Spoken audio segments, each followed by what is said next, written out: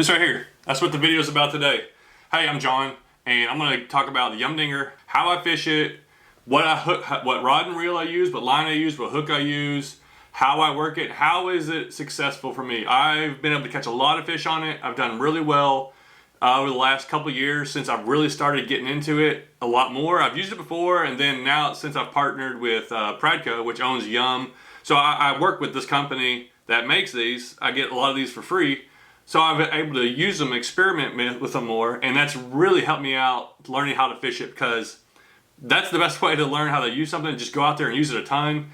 Feel free to use whatever. I can use any lure I want to use. They have lots of different ones, but somehow this one just reaches out to me, calls to me, and I have been able to be super successful with it. If you watch my channel, Creek Fishing Adventures, if you follow for a while, you know that I use this a lot, and I catch a lot of pretty good fish on it. I've caught 4 fish over 5 pounds this year on a 4-inch Yum Dinger.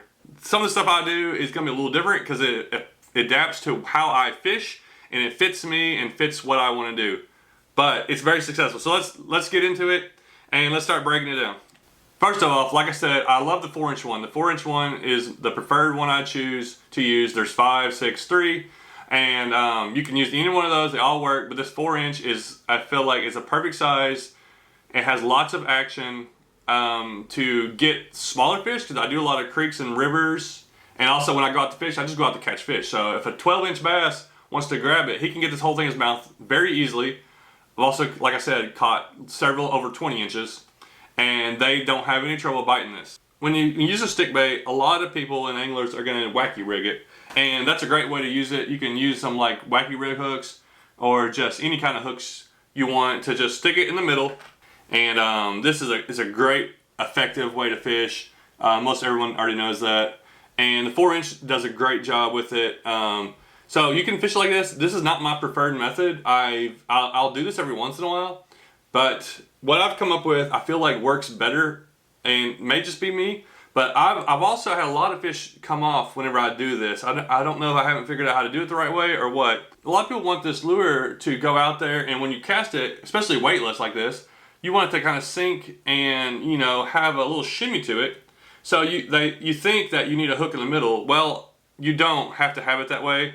So the first side I want to have is just Texas rigged Weedless. So this right here is some hooks I picked up recently that I'm really liking. It's a 2-aught wide gap hook, and if you can't really tell, but these are very thin wire hooks, and that's going to come into play in a little bit. So I am looking for a thin wire hook that's going to match my rod and line setup here in a minute. So a 2-aught, I love that size. 2 or 3-aught, you don't have to go 5-aught. I even have some that are 1-aught size. It's a little bit smaller than this. Actually, this one here may be a 1, I can't remember. So basically, just a regular wide gap hook. Real simple, everybody's seen one.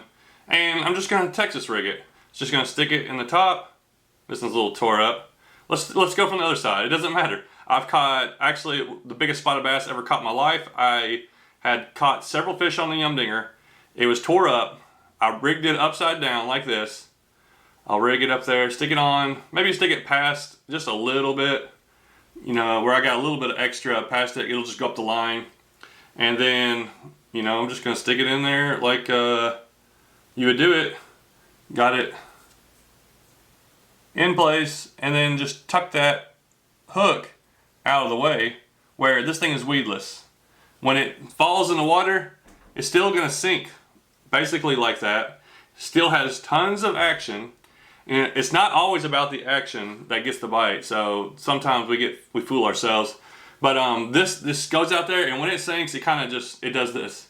Even with the hook on there, it just kind of it's going to just sink really slowly. With it sinking slow, what I like, it gives it a lot more time for that fish to see it and think about it. Especially when I'm fishing shallow water, or I'm throwing it up into brush or something like that. Also, I can let this thing sink down into a brush pile, let it sink really slow, and then I can pull it out, and it's not going to get hung up. I mean, it'll get hung up some, but pretty most time it's not going to get hung up. That's something I definitely like, any kind of lure that doesn't get hung up, because it lets me fish it slower, lets me throw it into more cover, and I really think that's a reason I've been able to catch more fish. And I've been able to win a couple tournaments, like not giant tournaments, but local tournaments that I've done, fishing this way really simple, stupid almost, but it just is able to get those fish. So one of the main things I'm going to focus on fishing it is slow. Throw it out there, let it sink. Just give it tons of time. If it falls to the bottom, let it sit on the bottom. Maybe when you twitch it, let it sink. Give it tons of time, let it sink. The slower, the better. That's what I've come across for fishing this. So I'm super finesse on it, fishing it super slow. So that's the first way, weightless. Nothing crazy there. I caught a 5.5 pounder in Indiana just a couple days ago. I just got back. This is the fourth fish over 5 pounds. It was a 5.5 pound largemouth in Indiana, fishing around these lily pads. I couldn't get them to bite a frog. I couldn't get them to bite anything. They were out chasing bluegill, but the whole water had grass all the way up to about right here. So my kayak was just getting stuck like crazy, and I couldn't figure out nothing to cast that wouldn't get caught in the grass. I started throwing this in a different color. I forget the June bug color, which is more like a bluegill looking, I guess. I started throwing that. Boom, 5.5 pounder, 3 pounder. I saw them chasing fish. I threw it out there weightless, just like this. Started twitching it across the top. Had about 4 or 5 hit it doing that. Like all size fish were hitting it. So there's a lot of ways. Weightless is really easy. Real first simple one. Next one that I use a ton is maybe my preferred method too. All these are going to line up with the rod and reel I'm using. So these are the hooks that I like for this one. These are Owner. They're called the Blockhead Offset, and it's actually got, I thought I had a 2/0 hook, but it's actually only got a 1/0 hook. So not a very big hook. 1/16 ounce is my favorite size. So 1/16 ounce is not much weight at all. There's not a lot. So the weightless and 1/16 ounce. 1/16 ounce just gives me a little bit more casting ability. Also, still sinking it very slow. I'm gonna hook it up the same exact way. Stick it on there, stick it through, except this time it's got a jig head to block it. Boom, put it on there, stick it back through, hook it right into itself. We got a weedless setup. I'm trying to show this and do a good job showing in the video. Another weedless setup with a little weight on it. This time when it hits the water, it's gonna sink a little more. Maybe kind of whine, but it's gonna sink and kind of just definitely faster, but not super fast, where it's still got some fall. So if you're fishing in 3 or 4 foot of water, or you're casting up on the bank and you're just working it out, it's gonna slowly hit the bottom, work it slow. And especially if there's a little bit of current, I like the weighted ones a little bit more, so it gets to fight that current and hit down there. And I hardly ever use these 1/8 ounce. They might work the same, but I want that thing to slowly fall. I want the fish to look at it as long as possible, just sinking slowly, where they can just think about it and go get it. When this one hits the bottom, especially if it's clear water and I'm fishing it, I'll just let it lay there on the bottom. And I've watched fish come off the bank. It happened to me recently in the river. 4.5 pound largemouth in the Clay River. I threw it out there. I let it hit the bottom. I was adjusting my kayak. I started to pick up a little bit of slack, and I just twisted it, and it was laying on the bottom. I watched a fish come about 10 or 15 feet off the bank, comes out to look at it, and he comes out. This thing had already been in the water 15, 20 seconds. Like, it was a long time out there, but maybe more than that. And then I see the fish. I just twitch it where it just kind of bounced one time, and he just ate it. If I was fishing it faster and just cast it, reel it in, or cast it, twitch, reel in, cast, twitch, reel in, I'm not going to catch that fish.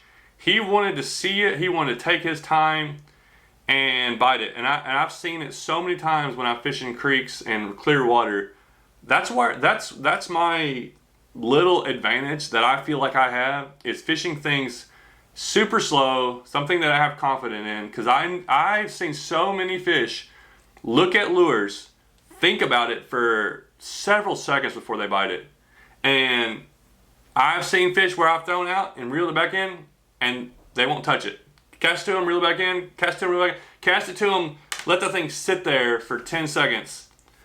Let them get curious about it, come back around, maybe twitch, let them come back around, and sometimes they'll finally just eat it. So the slower I fish, I feel like the more I catch. This is my favorite color that I've been using, and I think I started using it just because it's so crazy looking. I wanted to see if it works, and I can't stop using it. But it's a bubblegum yellow swirl.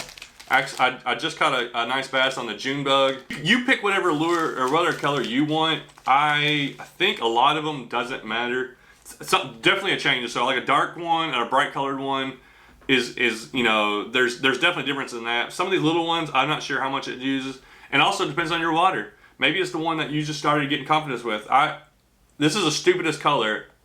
2 or 3 years ago, I would have never tried this thing. There's nothing in the water that looks like this. It doesn't resemble anything. There's no reason in my mind that a fish would go bite that, but they do, and that's why I can't stop using it. And I just keeps pulling out fish. Maybe it's something they're not used to. Maybe it's something that I don't even know. I haven't been able to figure out why, but I have been able to figure out how to fish it and how to use it. I'm gonna run through 3 combos that I like, and I use these for a lot of lures, not just this one, but it works great for this lure. This is a Dixie Custom Rods. I think the guy makes them up in Knoxville, Tennessee. It's a 6/8 medium extra fast. It's called a Finesse Special. I got a Shimano Nasi 2500, great reel. And I got 12-pound braid, I think 10 or 12-pound fluorocarbon leader, about 8 foot of it. I had this rod designed specifically for me for fishing this and the Hellgrammite. This is a Joe's Custom rod made in Cleveland. It's a 6'9" medium extra fast. I got a 2000 size Johnny Morris reel, 10-pound braid, 10-pound fluorocarbon leader line. This is an arc rod picked up a couple years ago. It's a 6'10" medium extra fast. And this is the stiffest of the rods of those. So this one's a little bit stiffer. Every rod's a little bit different. I got a Fluger Presidential, I think it's a 2500 size. I can't remember what the one is. 12-pound braid, 10-pound fluorocarbon leader. So basically there's a pretty much a theme there. I love that 6'8", 6'10" size, a medium with an extra fast tip. Wrapping it up, why this thing works so well, why I feel like it works so well is I have so much confidence in this lure. And you might not have any confidence in it, and then usually it's probably not going to work for you unless you just go out there and spend time with it. I've been able to fish it in clear water. I get to fish a lot, so I get to try things out. I get to see fish, how they react to stuff. I've been able to see this react, see it work, have it proved for myself over and over again, where I've had days where I'm trying everything else, and then I go to this and I end up catching either the biggest fish of the day or just start wearing them out where they're like, why are they biting it now? Those, like, or the fish are coming out of areas that I didn't even know they were there. It's worked time and time again. It's something that, could I change on it in the future? I could change on any of this stuff if I see something different in the future. But right now for me, this is working really great. Most of the fishing I do is shallow, so I'm not fishing this in 30 foot of water. I know it probably work. Might have to go a little heavier jig head to get it down there, but everything I'm doing shallow. So either shallow lake fishing out of my kayak, going up into backwaters in my kayak, wading in streams, kayaking rivers, walking in rivers, and or bank fishing. So kayak, bank fishing, river fishing, this has all been working for me. All of my types of fishing I do to get good fish and just to catch fish. Thanks for watching. I also do have a discount code for Yum products. I'll leave that in the video description, so you can go to their website, lurenet.com, get 15% off using my code Dalton15. If you have any questions or comments, leave them in the comments section, and I'll try to get to them. Thanks for watching.